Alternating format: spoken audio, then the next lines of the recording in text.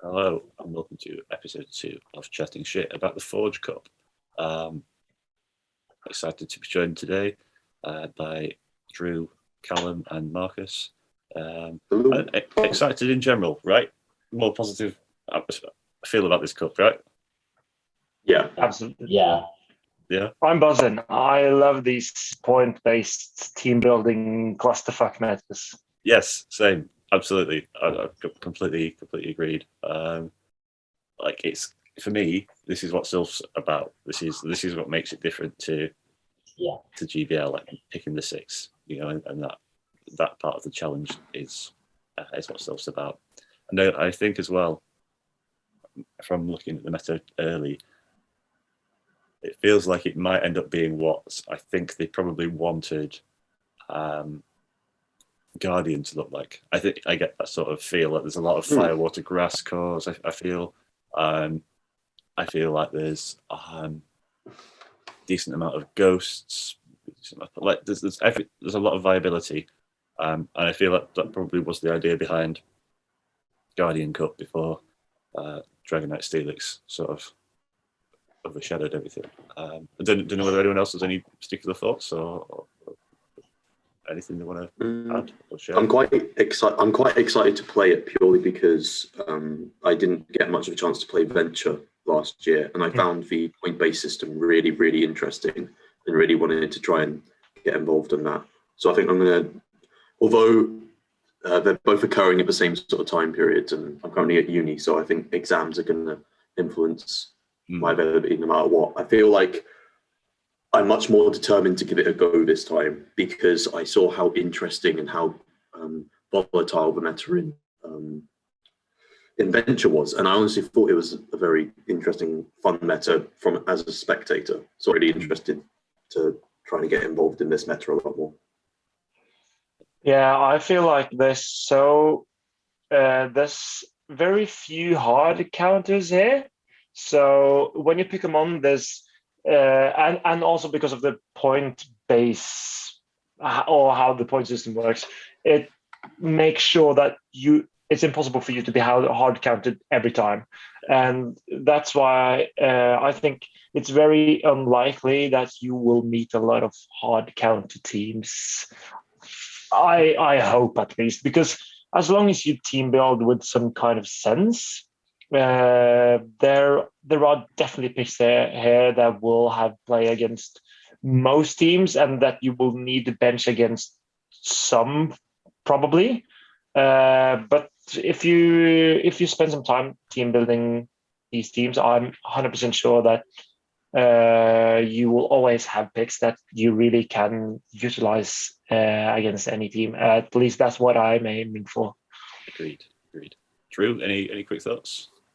Yeah, I think it's going to be a great meta. Yeah, of course, every meta, a lot of people will have 1 or 2 mons the same, and I think two. I think there's going to be 2 mons that will be, say, 70-80% of teams. I think everyone else will have a lot of different, a lot of variety. Oh, it's a bold call. I like it. It's a bold call. I think the great thing as well, when the meta first dropped, a lot of people were thinking Hypno. I think, is it 4 points? Mm-hmm. Yeah, 4 points.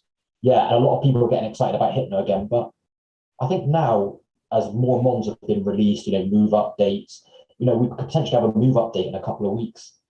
That could shift the meta all over the place again.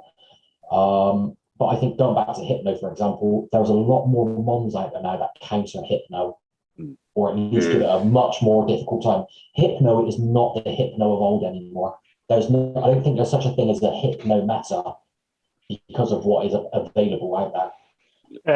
I think I agree. And when you ban, even though you've banned Steel and Dark types, which traditionally was used to wall Hypno, or at least counter Hypno, they are banned. So I was assuming, I even sent Matt a text, I think maybe last night or something, that just stick Hypno on your team and you're good. And I'm 100% retracting that statement, because that's not how you're going to do this meta. Yeah, with all the ghosts around in particular. Hypno is the trap mon, I feel. Yeah. It's there to lure. Can I have one request for this episode? Of course. Oh, thanks. It is that Drew, you announce the 2 Pokemon you think will be on 70% of teams at the end of the episode as like a teaser. Or at the end. Yeah. Oh, okay. We like that. Yeah. We like that. Okay. A spoiler. Me and Brewer had a battle yesterday. I think had a quick set. Yeah. And I think we had both the Mons. I think Matt had a shadow variant of one of them, and I was just running plain vanilla of them both. Oh, okay. Yeah. So, I mean, Matthew's a knowledgeable guy. He generally gets it pretty much right early on. So, I don't know. Let's not talk about Obsidian Cup. But anyway, yeah. Anyway, let's head into Marcus's pick. Well, while we were talking about Hypno, I think Marcus has got something that's reasonably comparable to Hypno. In a way, I will start with the Pokédex intro of this Pokemon. It's Pokédex number 765, and it says that this Pokemon don't get along with each other, so they're always engaging in battles of wits to decide which one is superior, which I feel kind of describe the relationship we have in gym, which is a common group we have. And the Pokemon I'm referring to is the Alolan Sage Pokemon, Oranguru. And I've been looking at the meta today, and there are a couple of things that I saw immediately, and it's that Dark and Steel types are banned. So there's very few things here that resist Confusion, which is the fast move of Oranguru. And Oranguru usually also runs Foul Play and Psychic in this meta, I believe.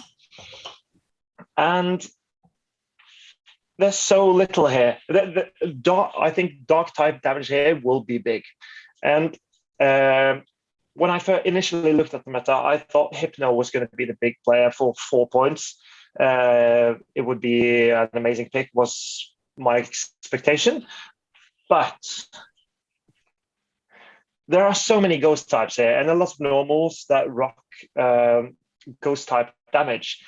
And that's the perk of Oranguru, because it's a psychic type that also counters the ghost types. So, and that's a psychic type that counters Lickitung, which is top of the meta right now. If it beats Cresselia, let me just double check this. It beats Cresselia, Nidoqueen, Trevenant, even beats Noctowl, Munchlax, Frostlass, Snorlax, of course, Cofagrigus, Golbat. Because of Confusion, you beat the poison types. You also beat Jellicent, and doing that as a psychic type, because of Foul Play, is essentially extremely valuable. And there's very few things that hard wall Oranguru here. The biggest counter to it, as I recall, at least PvPoke says, it's Greedent. It's because it's throwing quick crunches. And it's tanky, but that's basically it. I mean, Oranguru still has play against Greedent, and that's why I feel this meta will be centralized again around Oranguru in some way, because I feel it's a bit undervalued at 2 points. Because when you have a Pokemon that's not really hard countered easily, and it's very safe to bring because it's got a decent matchups against most meta picks, I think Oranguru will shape the meta, at least from my perspective. So I hope you caught a good one when it was spawning a lot a couple of weeks ago. I, of course, didn't. I caught 10 in total. I actually have 2 Orangurus built. You have 2 built? Yes, I do. I was I was using it to practice with at the beginning of last month because I thought last month could have potentially been a good month for Oranguru, and I still think it could have been. It just didn't work out for my team in the way I wanted to play it. But I built one which had a nice Beedrill breakpoint, which stopped Beedrill from getting to the second deck scissor, which was really nice. So I've got a nice Beedrill breakpoint in there, and I've got a nice rank one. I think it's like rank 120 or something like that. So pretty. Oh wow, that's nice. Yeah. And I needed to use up some rare candies to free up some bag space for Pokeballs for Community Day, so it felt like a decent investment. Yeah. Okay, fair. But yeah, what I feel is that the value you can get from the lower points bracket will be very important for actually having success in this cup, because you cannot have 2 8-pointers. So you either have to build a really strong core from your 8 and 4 points and then fill it up with fillers, or you need 3 really strong 4-pointers and fill the rest of your team with 2 and 1 points. But Oranguru is it's the one that probably sets itself apart for me in the 2 points bracket that basically consists of Oranguru, Lurantis, Quagsire, and Razorleafers, and Charmus, basically. And that's, I feel it's definitely the best option of the 2 points bracket. Fair. Calum, got any thoughts on Oranguru? I do, but before I give them, I'd like to give a very quick mention to Marcus and congratulate him for his very recent 7-0 sweep. I believe he mentioned it was his first ever one, and I didn't get a chance to congratulate him yet. So, fair enough. And yeah. another thing I wanted to. So thank you so much. You're welcome, mate. Moving on to Oranguru, I greatly underestimated its bulk when it first got released, and I was one of a few people who didn't quite give it as much attention as I probably should have. I didn't go out and catch as many as I should have, because although I realised the great synergy between normal and psychic, I didn't quite have the foresight to realise how good it would be in a limited meta such as this, where steals and darks are both gone. And I completely agree, but all of its hard counters are gone. I'm very glad to hear that Greedent is a hard wall to it, because I really wanted to make Greedent work last month and just couldn't fit it on my team with all the counter users and all the Wormadam trashes. It's still very good and still could probably get some good use out of it on a Spice Night, or if you're just a good player. But yeah, Maximilian built his Firefly team with Greedent actually, and he was 6-1. Yeah, but not to talk about Firefly. Yeah, that's true. We'll sweep it under the rug for now. But I think it almost does what Hypno wants to do, where it's a bulky psychic that just sits around and doesn't have a hard answer. And I think it almost could potentially act as a replacement. You often think of Hypno as a patch up your weaknesses sort of mon, where you just fit on the coverage that you need. But I think now it's to the point where people have had so much experience battling people using Hypnos over the last couple seasons of, and it's slowly fading out of relevancy as more and more new mons which can tackle it and handle that coverage get released. Whereas Oranguru, especially in this meta, really doesn't have that. So I think, although you see Hypno as the trap mon, you get a Pokemon which can sort of act in a similar way and do its job better, come to the forefront of the meta. And so, once again, we've got a Hypno meta, if you really... Drew, yeah. What do you reckon, Drew? Well, I actually covered Oranguru last month for a Firefly. Oh, you did? I did, yeah. And I didn't end up running it. And to be honest, the things that it would have beaten, I have lost against this month. So, yeah. You know, I've made a blunder personally. I've overlooked it. I don't know. Like, it is a great budget pick. If I didn't realize it was in the 2 points slot. That does seem incredible value. But I think it will come down to how the individual wants to build a team. Well, Absolutely, because it's a point-based meta, so you need to fill your team with actually complacent mons in a way. So you cannot just slap Oranguru on any team and have a success, because there I feel like you can't do that with basically any picks. Exactly. To a certain extent, yeah. But I think with Oranguru, it's quite, in a weird way, a niche mon. You're using it purely for its confusion damage and its coverage, obviously. But I think it still holds a bit of a niche role within the meta, overall. When you've got Fire, Grass, Water, Electric, Flying available to you, is Psychic normal the first thing you're going to think of when building team? Probably not. Well, not if you're thinking of the Water Grass dynamic, but if you're thinking of the normal Ghost dynamic. Oh, of course, yeah. Yeah. It depends where you're starting, right? But I see what you're saying, but I think it's it depends on where you want to start your team building. But I think that's what makes the meta fantastic. All four of us here would have a different starting point with a team for this meta. One of us would go, is 8 points viable here? One person would be, which is the best 1 point pick? And work from all over the place. We would all do it. I remember Matt used to do like crazy meta boards, with all these lines going everywhere. And if we all did one of those, they would PvP Steve treatment. Yeah, basically, yeah. If we all did one of those, they'd be completely different.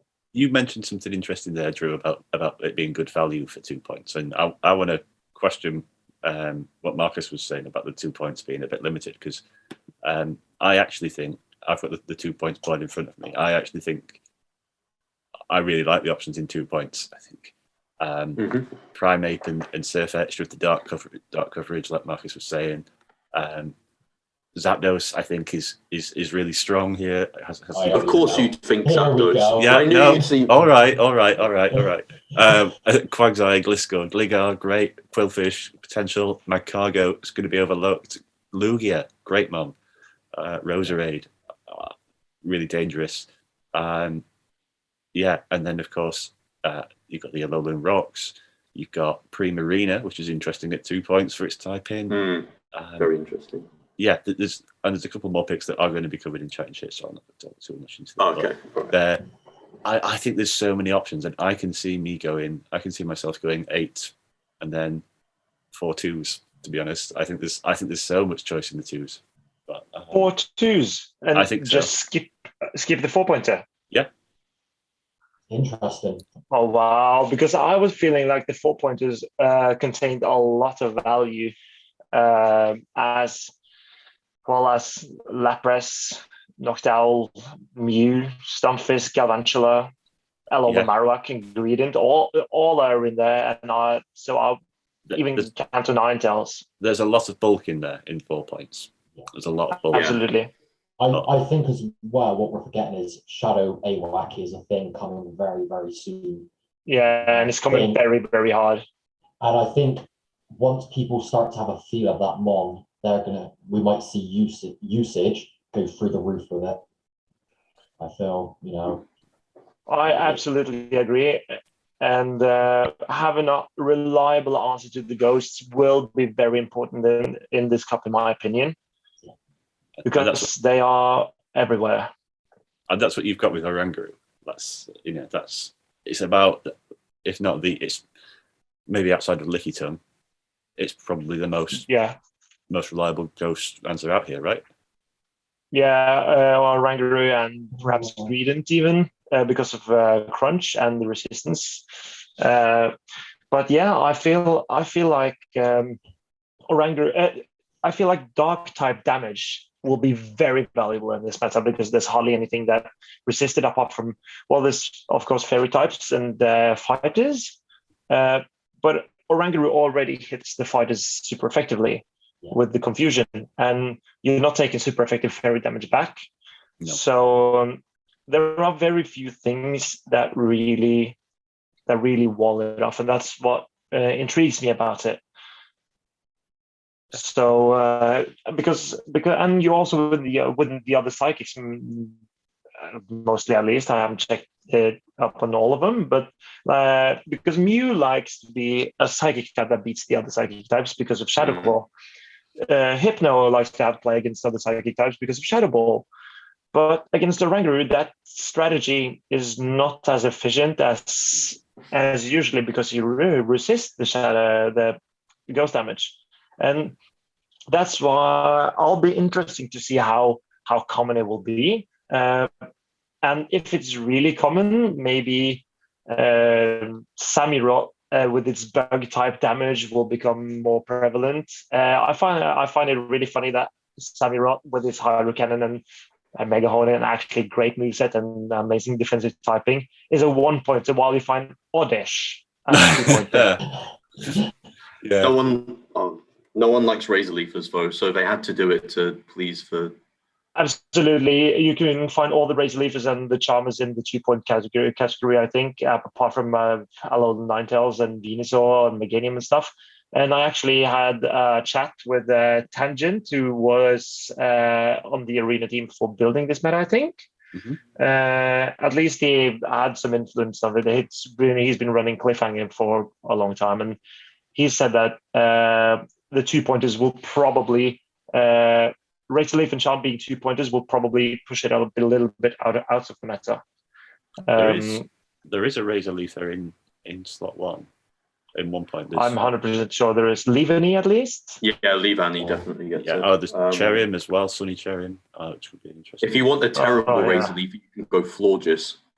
Wow, yes, good point. Oh yeah, but I think Florges will be an amazing 1-pointer with Mind Whip.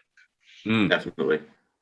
In the previous episode, it hasn't been released yet, you won't have heard, but I spoke about Dedenne for the.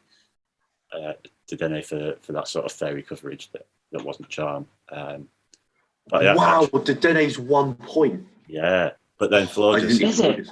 Yeah, it is. Oh. Then Florges kind of does the fairy and the grass thing, right? So that's a really interesting shout, actually. Just going back to the main point, while we were on about the main points that Marcus was making about Oranguru, let's move on to Drew's pick, because that does something rather similar. So I'd be interested to see how Drew sort of differentiates his from what Marcus has done for Oranguru. So I've gone for Pokedex number 820, the greedy Pokemon, and that is Greedent. So very similar, thought process to Marcus. Dark coverage is huge. It's going to be so big. You've got Hypno, you've got Trevenant, Frostlass, you've got Lickitung, Jellicent. You've got some very hard-hitting mons with some big bulky mons. And Greedent beats all of them. We all know what Bullet Seed can do. It's fast energy generation, body slam spam. Again, we know what a Vigoroth can do with body slam. It can be destructive. Also, obviously with Greedent, it's quite bulky. Some people say it's very bulky. I've used it in practice already that I've done, and I actually feel like it takes a lot more damage than what I remember it taking. Sometimes you're looking at 30, 40, sometimes even 50% damage from moves that I'm thinking would do a lot less. So it's definitely something you would need to practice with beforehand, just so you know exactly what damage you're taking. I like my stats, so I ran the sims against the whole.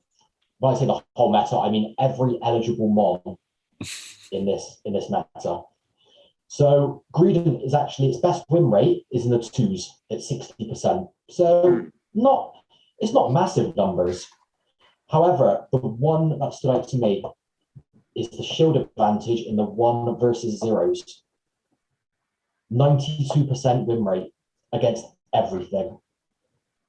So when you've got such a diverse meta where I wouldn't go as far as say anyone can bring literally anything, some form of meta will form. People will pick up ideas from other players. Of course, it happens every month. But if you've got something that with a 1 shield advantage is beating 92% of all options, it's just a great starter mon, I think. I think Greedent was the first mon I put down on my team build. I know Matt mentioned the 8-point picks. I'm personally looking at 4-4-4-2-2-1. Yeah, 16, 17, something like that. I'm not entertaining the 8-point picks. Obviously, there are some fantastic mons in 8-point picks. I feel if you pick an 8-point mon, and I think I said this back with Venture when I think it was 10 points was the top tier. I said, if you picked a 10-point mon, you probably have to run it unless it's completely hard walled 2 games out of a set to get its value. And I feel the same with the 8-point picks. I'm absolutely thrilled that there's no chancy Lickitung cores in this meta. After seeing Zen headbutt Chansey, for the counter users in the last meta we just had, I thought it'd be a lot more popular, but thank God it wasn't. But I think Greedent is still quite a pricey pick. 4 points is still a considerable chunk. Yeah, but I think when I look at the other 4-point picks on the board, I think Greedent and Politoed, to some extent, more than the others really have, that helps justify their value in my mind, is that they are incredibly spammy. And in open metas, spam is huge because you don't know what you're going to face. You don't know, as Marcus was saying, you're not necessarily going to be reliant on hard counters, either for you or against you. So speed becomes an issue. And if you can make your opponent make a decision about whether he's going to shield or not before you can make that decision, that's huge. And Greedent is incredible at that. I will use one of your arguments against you on Greedent, because I feel like if you sim the 1-0 shield for a meta for a Pokemon, anyone will be great. I remember Kingdra and Timeless, of course, had 100% win rate with 1-0 shield advantage. But if you, and I agree that 92% or 93 or what you said is a high number. But if you take, let's say, Frostlass, Frostlass has 1 loss, 1-0 shield in this entire meta, and it's Litleo. And that's even a battle rating. Litleo survives with, let me just check that real quick, 4 HP. Yeah, it's really low. Yeah. Yeah, 5 HP.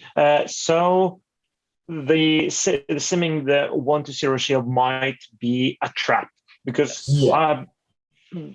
because you're not always going to find you in a shield advantage situation, or in a situation where when the shield advantage actually pays off. But I think the value of Greedent is how quick the crunches come, because dark damage, as you mentioned, will be so big here. And Greedent it's not the Lickitung in level of bulk, but it's a bulky Pokemon that takes, I think it's something like a Snorlax level of bulk, or Licky Licky or something like that. I would say Licky. Just over 2,000 stat products, yeah. Yes, yeah, something like, I'm guessing Snorlax anyway. Yeah. Yeah, I feel Greedent will fill a lot of holes, and the body slam spam can save you out of so many terrible situations, because there's no bulky fighting types here, and we all know that fighting types are what, and perhaps somewhat steel types are what usually wall normal types, are at least normal type damage. But the fighting types here, that's Surfetched, perhaps a Machamp, they cannot take 3 body slams, and 3 body slams from Greedent will arrive if you don't throw your own charge move, because Greedent is so incredibly spammy that's you lose count and you lose track. It's like for the old school Silph battlers, I'm 100% sure someone here will have memories of Shift Tree, and Snarl plus Leaf Blade was so was a menace. Yes, and it was. Greedent is equally quick, though with a, of course, lower attack.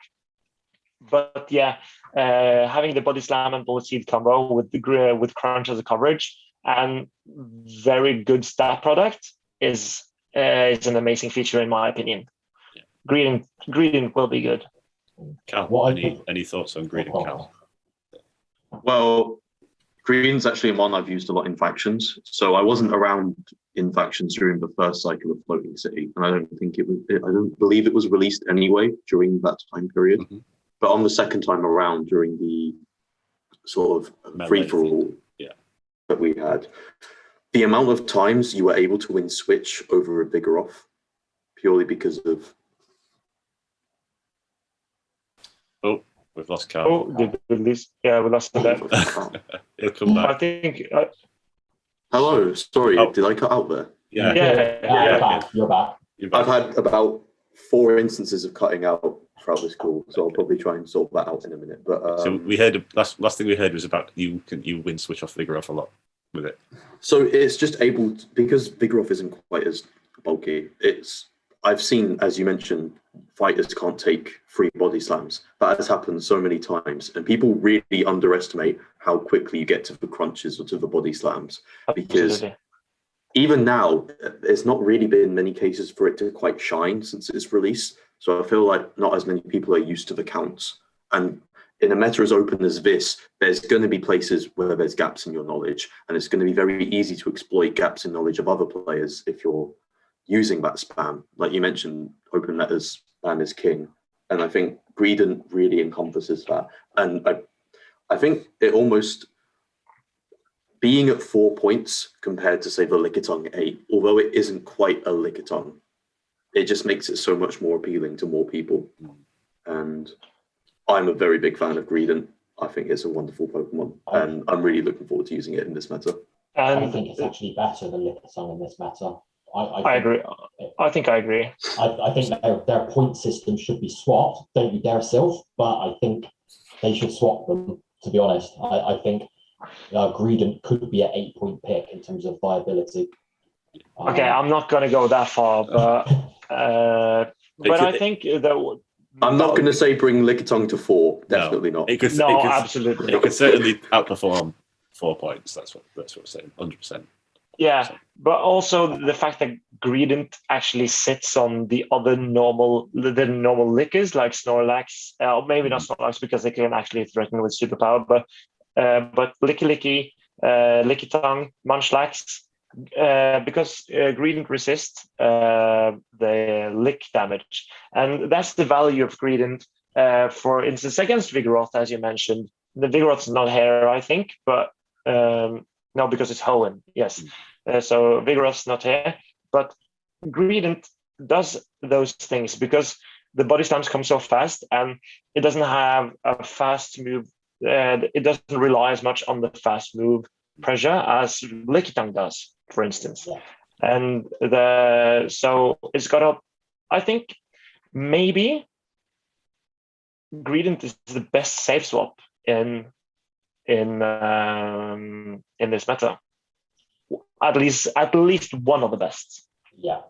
What I like about Greedent as well, which is not something that often gets talked about, I feel, in battling in general, with the relation to the spam of getting to these body slams, if you do somehow find yourself in a really, really difficult position and you're at 2 body slams, you can run down that switch timer. Absolutely. And still build up an extra body slam in between to potentially switch out and come back in it with at a later date with a body slam, stored, good to go. That's a really good point, but I'm going to stop you there so the Zoom call doesn't kick us out. Okay, I'm going to keep mine fairly short because I think we're going to talk about Calum's pick for quite a while. We've got certainly 3 big fans of it on this call, maybe 4, I'm not sure. But yeah, so my pick is number, I think it's 711, and that is Gourgeist. We know from Guardian Cup how good Gourgeist can be. when it was, I think, the only grass, or like one of the only viable grasses, or ghosts, one or the other. It's only 2 points. Trevenant is 10 points. Now, given we've just talked about Oranguru and Greedent, episode 1, Holmesy talked about Noctowl. I think if you're going to take an 8-pointer, it's a lot of points to put in a ghost, because, as Marcus was saying at the beginning, there's going to be plenty of options here to avoid being hard countered. But it seems like one thing you may end up getting hard countered if you use quite regularly is a ghost. It's like, it seems like most teams are going to have a hard ghost counter, and for you to pick an 8-point pick, knowing that there's going to be a lot of normal types knocking around, is a bold move. Whereas it feels a bit less risky investing 2 points into it rather than 8, because if you're forced to bench a 2-point one, fine. Whereas, like Drew was saying, if you pick an 8-point one, you kind of want to be using it two games out of 3, and taking something like Trev or Jealousy. I think Frostless is a little bit different personally, because it doesn't rely on ghost fast damage. But I certainly think Gourgeist at 2 points is much, much, much better than Trevenant at 8 points. Again, going back to Marcus' point about hard counters, in Open Cups, Mud Boys are fun, right? Like we see how good Swampert is in Open Great League. Quagsire is available at 2 points. Seismitoad is available at 1 point, which I think is a real interesting shout. So it is quite nice to have a grass type, I think, which is another thing going for Greedent, by the way. The Bullet Seed can often give you farm downs on Mud Boys. So it's quite nice for the grass type. But again, like ghosts, there's a lot of stuff that grass can't do much against. Poisons, most grasses are completely dead in the water against. Flying types, most grasses are completely dead in the water against. Fire types, it's the same. All stuff that I think we'll see here. Maybe not fire as much, but people love a Kanto Ninetales, right? So when you're faced with this problem, like there's 2 approaches in my mind. The first one is you pick something that's maybe less good as a grass type, but can fight back against stuff it's weak against. And there's options here for that. There's options here for that for sure. But given the drawbacks of the grass type here and the drawbacks of the ghost types here, I think another option is also just to consolidate that. Like consolidate those roles into one mon. So you've not got a grass type or a ghost type and a ghost type sat there on your team when you're eyeing up your 6 versus your opponent's 6, and you're saying, well, this gets hard counted by this gets hard counted by this. You only got one mon that's being hard counted that way, because there's a lot of overlap in coverage between what's good against grass type and what's good against ghost type here. Particularly, let's go back to Oranguru with Confusion, beating ghosts, and let's think about Shadow Victreebel or Venusaur as grass types weak to Confusion. Noctowl and Pidgeot, I think they're going to be popular. They'll wall your grass types, most of your grass types anyway. And your ghosts, may as well put the grass and the ghost together in one mon, right? And the walls that aren't quite as hard don't like taking shadow balls. So like fire types, you'll do 50% plus to a Kanto Ninetales with a shadow ball. That's, as far as a bad situation to be in, that's not the worst bad situation to be in. So I think there's serious value in Gourgeist. So that's my sort of cliff notes on Gourgeist, right? So open to a floor. Let's open to the floor. Yeah, go ahead, Calum. Are you sure? Okay. Yep. I was going to say, I definitely see where you're coming from with condensing the grass and ghost into one. And I think that's a very interesting perspective to have, because you're minimizing the amount that you can get hard countered by on a line by condensing all of the same weaknesses into 1/1. And I think that's a very interesting point to make on increasing the viability of Gourgeist, despite maybe at a glance it seeming quite weak on paper. But it comes with a great benefit of, like you said, you believe that, I think it's been mentioned 2 or 3 times, that water and grass cores are going to be quite solid here. And having a grass which can hit back other grasses for high damage with Shadow Ball, one of the best moves in the game. And then obviously being able to hit waters with Seed Bomb, which whilst it isn't the best move, it still hits hard enough. It hits what you want it to hit. And I think it's very interesting. We've also talked a lot, I think quite a few times, how important dark type coverage is. And you wouldn't necessarily run it on a Gourgeist, but you do have the foul play option if you want to go something a bit more spicy. And as we'll soon find out, actually, all 4 Mons being talked about today have some form of dark type coverage. Do you think that potentially makes it even rougher for Gourgeist out there if a lot of people at a first glance are thinking something with dark type coverage? Or do you think that because you've managed to condense it all into 1 Mon, you can run more things which are good against those Mons with dark type coverage and cover your bases a bit? It's a valid point, but I think this suggestion is absolutely lunatic. And the reasoning behind it is even worse. The reasoning behind it is what makes it bad, because you're saying that it's easy to exploit grass types and it's easy to exploit ghost types in this meta. So let's combine those 2 and put it on your team. Okay. So why would you put a Mon that's easy to exploit from 2 sides on your team? Well, I just don't get it. I mean, I 100% agree that it's a way better pick than Trevenant. Trevenant wouldn't even be a good pick at 4 points. It would be a better pick than Gourgeist at 2 points. But I feel both of them are really. I don't think we'll see a lot of those. And if we do, it won't be on gold teams, I think.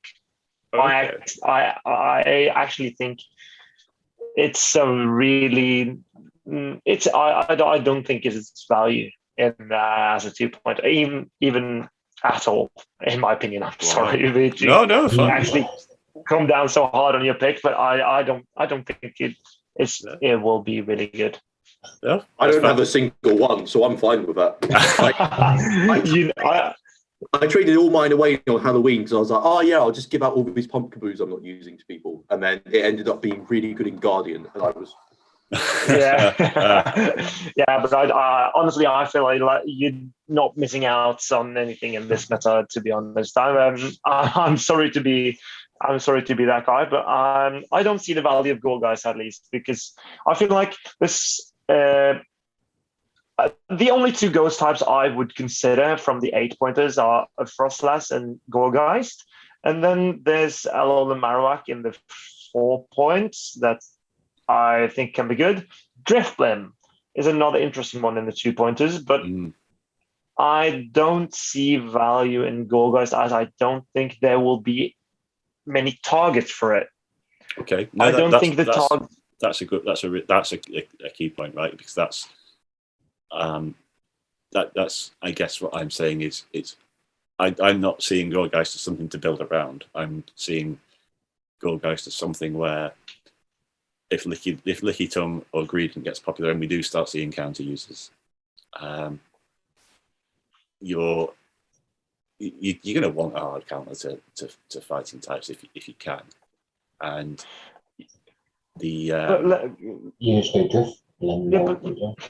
But let me ask you then, Matt. What counter user do you think will be popular in this meta, or fighting types? Surfetch. Because and Surfetch hits you back with the Night Slash, because Surfetch and Machamp is in the same group, and I think for 2 points, and I think Surfetch will be more popular. And Machamp has got payback, but who uses that anyway? And I feel, because what the other ghost types do and what makes them valuable is that is their coverage, because Frostlass, as you mentioned, is not relying on ghost damage as much. It's more of a coverage move for Frostlass. Gourgeist is really bulky, and even Noctowl must throw its charge moves against Gourgeist. Pidgeot has some. It needs like some attack breakpoint or something to reliably beat Gourgeist. Kofa is really safe, even against things it shouldn't be safe against.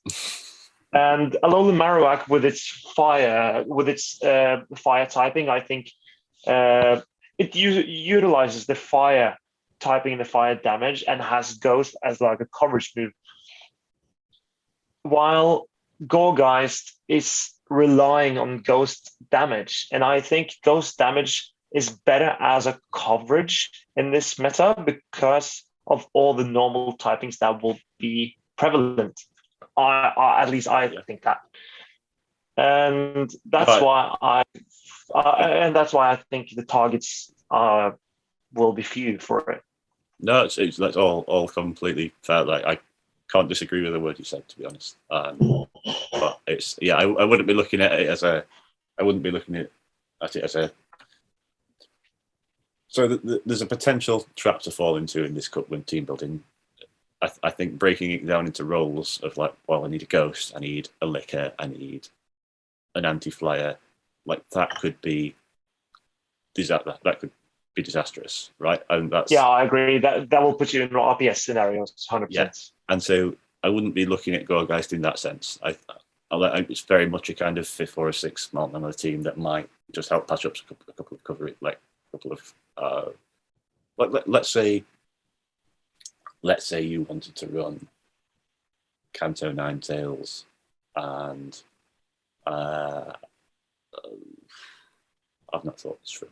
Let's say you wanted to run a core of 3 mons, like you picked 3 4-point picks that had really good synergy, so you could run them more often than not in your line. But 2 of the mons were weak to Quagsire, or 2 of the mons were weak to water types, because I think there's some really solid 1-point water types as well. Blastoise. Yeah, Blastoise. Yeah. I really like Bibarel. I really quite like Bibarel. Bibarel's good. So it's kind of it is team synergy. It is a bit of bench pressure as well. I think you're going to need to have a bigger strategy than just let's try and line Gourgeist up against the water type if you're gonna make Gourgeist work. I 100% agree. Yeah. So I think you sum it up really nicely here, because you cannot just find roles to fill in this meta, because you need to find Pokemon that you want to use for its specific matchups, and then need to find synergy in other things. As you mentioned, let's say you were running Kanto Ninetales and Lantern together, then Quagsire would be an issue, and yes, you need the grass type, and then yes, okay, Gourgeist actually fills this role because it can hit back against the other ghost types as well, which are doing neutral damage to both Ninetales and Lantern. I see your point. Like, from team building perspective, it's something to consider. But I feel like it will usually be benched. Yes. Yeah. It's not bring it. It's not a threat to consider when building your team. Like, it's not worth worrying about Gourgeist from other players. But that is also very dangerous. Discredit a mon, and then it crops up on someone's team, and it tears your team apart. Yeah, no, of course. But in a meta so wide as this, like, no matter how well you build a team, there's going to be something that. There's going to be something, yeah, of course. Yeah, but you have to, as Matt said, keep in mind that you cannot build a team here to just fill your roles. You need a ghost and like whatever. You need specific Pokemon for specific matchups, because there's different synergies between Venusaur and Gourgeist, for instance, or let's say Cresselia and Mew Gourgeist and Alolan Marowak, they are different, and they will need different consideration when you actually pair it with something else. You cannot. You did want the Lickitung Gourgeist core, but you can't have it because they are both 8 points. So you just smack Alolan Marowak on it instead. That's not going to run. Yeah. Okay, well let's move on to Cal's pick, because I'm really excited about this. I know Marcus is as well. So my pick for today is number 89 in the Pokedex, Muck. And you can go either Shadow Muck or regular Muck. Personally, I don't have a Shadow Muck, so I'm going to go for the Muck. I think I've said a lot today. I don't have Xmon. That's just how my team building is. I just don't have it. If it's a good Mon, I probably don't have it on my roster. But anyway, Muck was one of the first things that jumped out to me when I was looking at the 1-pointers, because as mentioned previously, we're talking about everyone has sort of different styles. Some people look at what's the best 8-point pick I can use. What's the best sort of, how can I maximize the amount of 4-pointers I've got, where I've got decently good ones instead of focusing on one. And for me, I like to focus on what can I get the most value out of in my low point picks. And I think arguably Muck is a contender for the best 1 point in my mind. I think it's up there with maybe Samurott and one other Mon which I had in my head, which I've forgotten now, which I'll come back to later when I randomly remember it in the middle of a Muck rambling. But Muck has incredible coverage with the Dark Pulse. It's very hard hitting. And I believe a lot of psychic types, which I think, oh, yes, a poison type, and then just lock in on it. You've got that dangerous nuke in the back where if shields are down, you're going to completely flip that matchup and come out with some nice poison jab farm. The Thunder Punches give you great coverage against waters, which I know for most people in an open format, they tend to go for Mud Boys, but there's a lot of good non-Mud Boy water types in this meta, which we don't tend to see as often in the past. And I think on top of that, you finally think, well, it beats water types and it beats its hardest answers and psychics. It can't be good against grasses as well. Well, obviously it's good against grasses. It's a poison type. And I think it just sort of does what you need it to, where it's a very safe pick. It will still have some hard losses in Mud Boys where the poison jab damage doesn't do enough.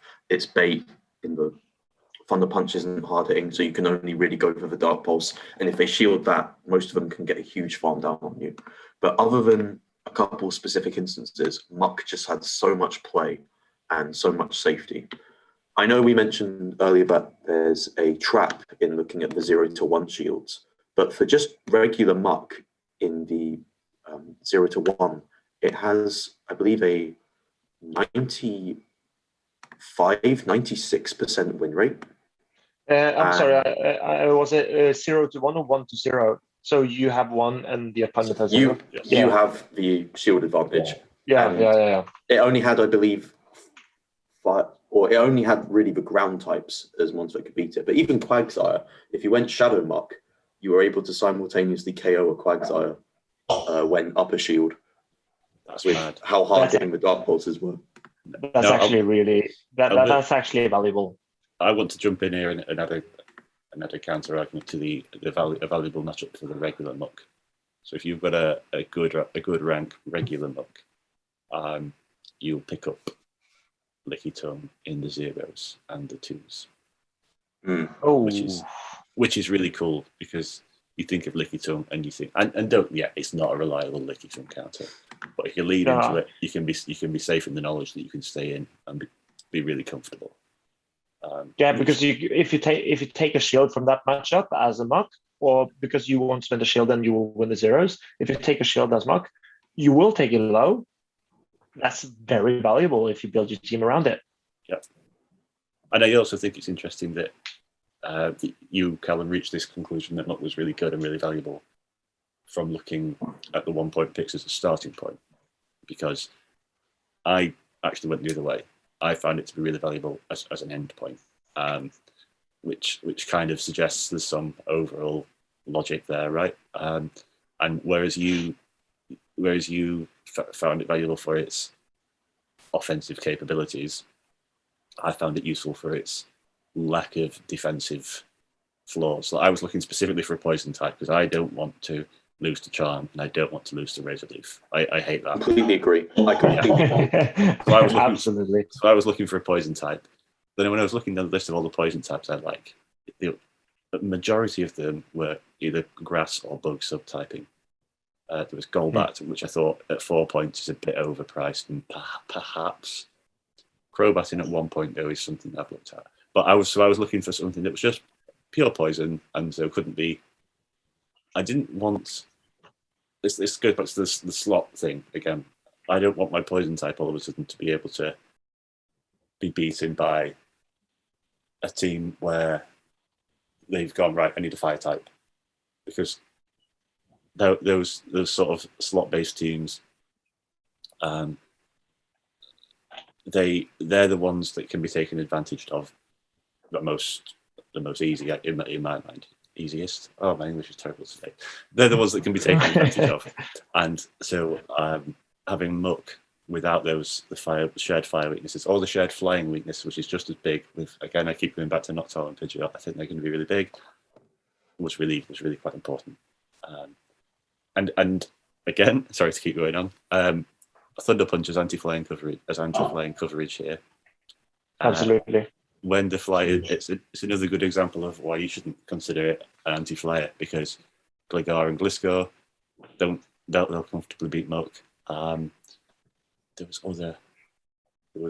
another example of flying types that really Muck doesn't want to take on, but that has evaded me. But yeah, I just thought it was worth mentioning that it was a really, really interesting the way you came to that conclusion, because it was completely the antithesis of my process. So.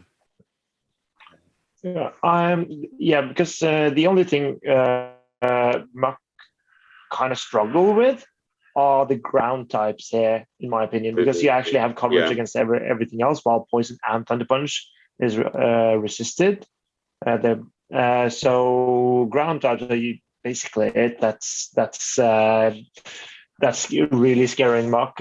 Everything else you can use it against them. Probably something like Crustle will beat you. But I mean, even that, in as you said, in like with a skill advantage, you can threaten it at least. And so there's definitely some value here with Muck being available at only 1 point. The only other reasonable poison type I could find there was perhaps Nidoking, who functions as like a discount Nidoqueen in a way. Yeah, there's Gengar and Haunter, Venomoth, Scolipede, Crobat. Like it's a shallow pool, right? Also Galarian Slowbro, I guess, but then you're weak to the ghost types, or even weaker to the ghost types. Yeah, it's a shallow pool. Yeah. No, I think I like K-Mac just for its utility, because you don't want to lose to fighters if you're fighting weak. Fixes that. You don't want to lose to Charm or Razor Leaf. Fix that.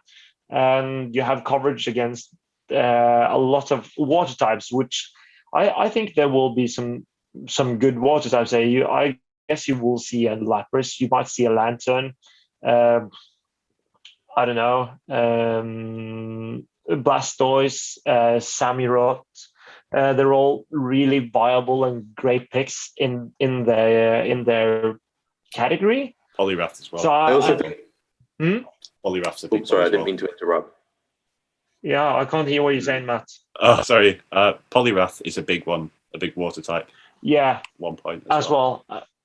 Absolutely. And so Thunder Punch is I think it's I don't think you can upgrade K-Mac by replacing Thunder Punch in any way.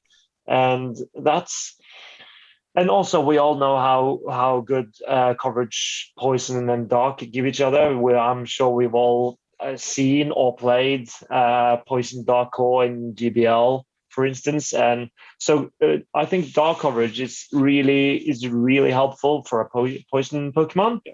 And that's what K-Mac does really well in this group, because it's, I think, perhaps the only thing that's got Poison and Dark coverage here. And it could be really valuable. And it's not given that you're going to face ground types every round. Exactly. Yeah. So perhaps you can just throw your aim at just basically anything. What were you going to say, Cal? Oh, I was just going to say that I also got the feeling that although it doesn't actually look that good in this meta from a first impression, there's going to be someone who's just a big fan of GBL trying out Silph for the first time. They see Azu is legal and they're like, oh, I've used this for 8 seasons. I can use this on my Silph team. Because I was the same with all my mons, like the few mons I had, which were good when I first started. I was like, oh yeah, I can use my Hypno safe swap in this. And then that shit don't fly in Silph. No, it absolutely doesn't. That's the value of some of Silph though. Like some Silph months, or show 6 months, like Diggersby to break up Ragesteel Ghost Core, for instance, in open metas, or just like a Noctowl to break up a Ghost of Fighting Core, for instance. And I also doubt that Nidoqueen, for instance, will be very popular in this meta, but there will be teams with it. I'm because there's so many ghost types. I feel some of the value in Nidoqueen is diminishing. Yes, but completely agree. Yeah. Another nice matchup in the 10-point slot for Muck which has new toy syndrome. Muck's a really nice answer to Araquanid. And Buffini. If you have the right spread, you beat it in the 0-2s. Oh wow! Oh, that's big. Yeah, that's huge.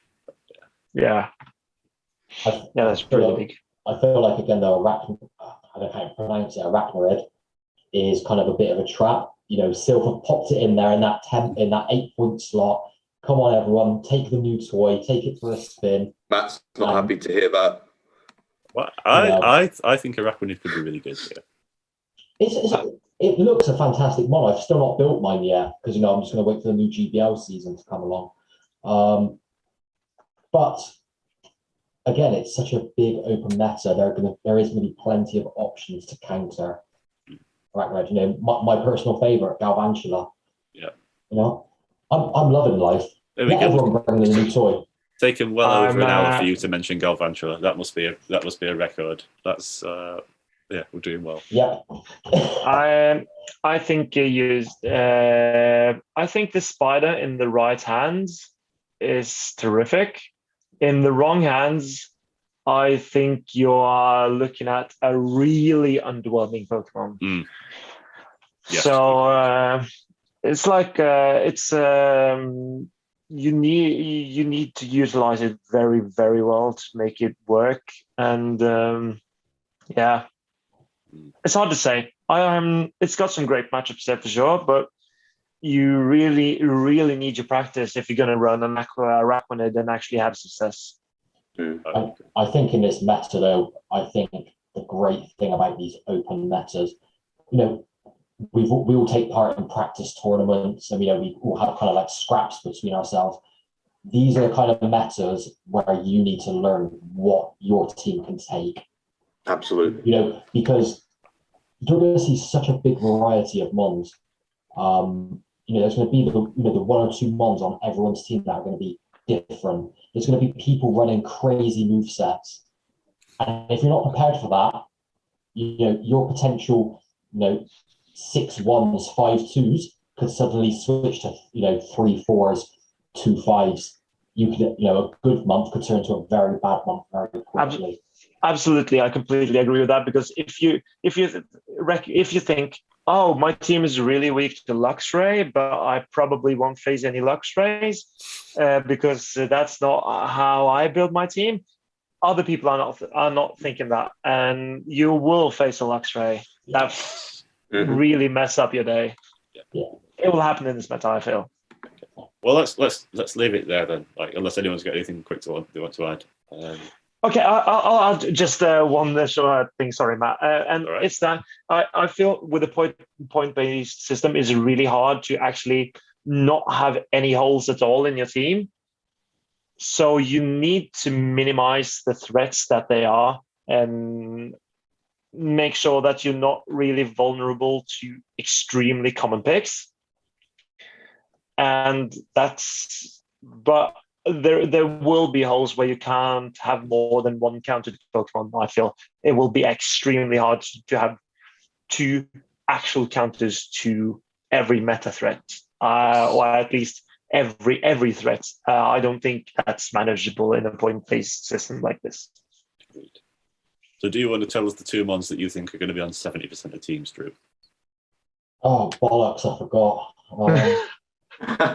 Well, I know what they are because I know what the 2 mons we have in our teams. And I think Was it one the of them... water and the grass type, yeah? Yeah, I think the grass type's a solid shout. I think that might get close to top of usage charts, I think, potentially, yeah. So you want me to reveal my prediction now? Yeah.